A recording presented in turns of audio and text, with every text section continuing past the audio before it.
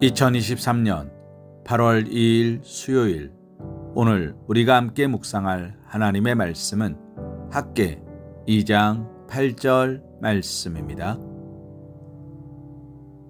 은도 내 것이요 금도 내 것이니라. 만군의 여호와의 말이니라.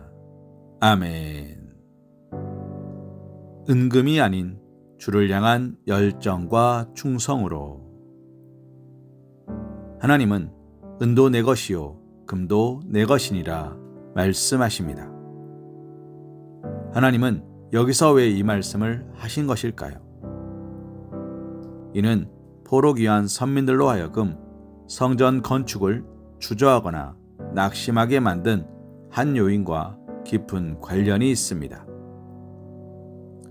포로 귀한 선민들이 성전 건축을 주저하게 된 데에는 성전 건축 비용이 하나의 큰 요인으로 작용하였습니다. 솔로몬 성전의 경우 성전 건축에는 어마어마한 경비가 소요되었습니다. 때문에 솔로몬 성전의 경우에는 다윗 시대부터 오랜 기간을 두고 그 건축을 준비하여 왔습니다. 그런데 제1차 포로 귀환 시대의 포로 귀환 선민들에게는 성전 건축을 위해 드릴 제물이 없었습니다. 비록 하나님의 말씀대로 팔레스틴 산지로 올라가 나무들을 베어다가 어떻게 성전의 외형은 갖춘다 하여도 성전을 장식할 수 없었습니다. 결국 성전은 지어진다 해도 지극히 초라할 수밖에 없었습니다. 이에 포로 귀환 선민들은 우여곡절 끝에 성전 건축을 다시 재개하기는 하였지만 그들은 곧 다시 낙심할 수밖에 없었습니다. 하나님은 바로 그처럼 성전 건축을 주저하며 낙심한 포로 귀환 선민들에게 오늘 말씀을 주고 계신 것입니다. 이 말씀은 두 가지 의미로 이해할 수 있습니다.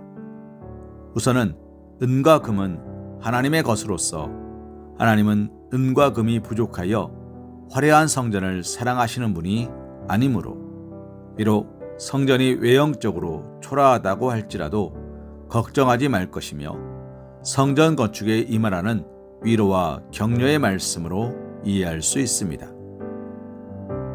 또 이 말씀은 다른 한편으로 은과 금은 하나님의 것으로서 성전 건축에 필요한 경비는 하나님께서 친히 채워주실 것인 바 경비를 염려하지 말고 성전 건축에 임하라는 의미의 말씀으로 이해할 수 있습니다.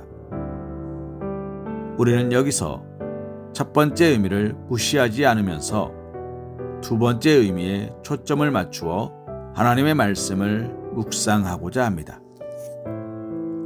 하나님은 포로 귀한 선민들이 하나님의 말씀과 약속에 의거하여 성전 건축에 임하였을 때 그들의 모든 필요를 다 채워주셨습니다.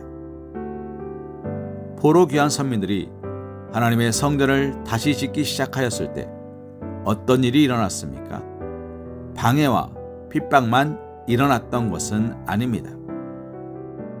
하나님은 페르시아의 다리오 왕을 감동시켜 성전 건축에 필요한 자재와 경비를 유프라테스 강 서편 속주에 속한 나라들의 세금으로 감당하게 하시었습니다. 7절에서 모든 나라의 보배가 이르리라 하신 말씀에는 분명 이와 같은 사실 또한 내포되고 있는 것이라 할 수 있는 것입니다. 실로 하나님의 일을 하는 사람들에게 있어서 중요한 것은 경비가 아닙니다. 하나님의 일을 하는 사람들에게 중요한 것은 하나님에 대한 열정과 충성입니다. 하나님의 일을 하는 사람에게 하나님을 향한 진솔한 열정과 충성만 있다면 그 일을 위한 모든 필요는 하나님께서 채워주십니다.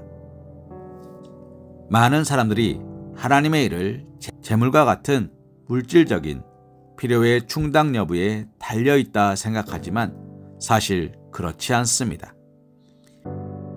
하나님의 일은 하나님을 향한 열정과 충성을 가진 사람이 하는 것이며 그 같은 이들에게 하나님은 필요한 모든 것을 다 채워주십니다.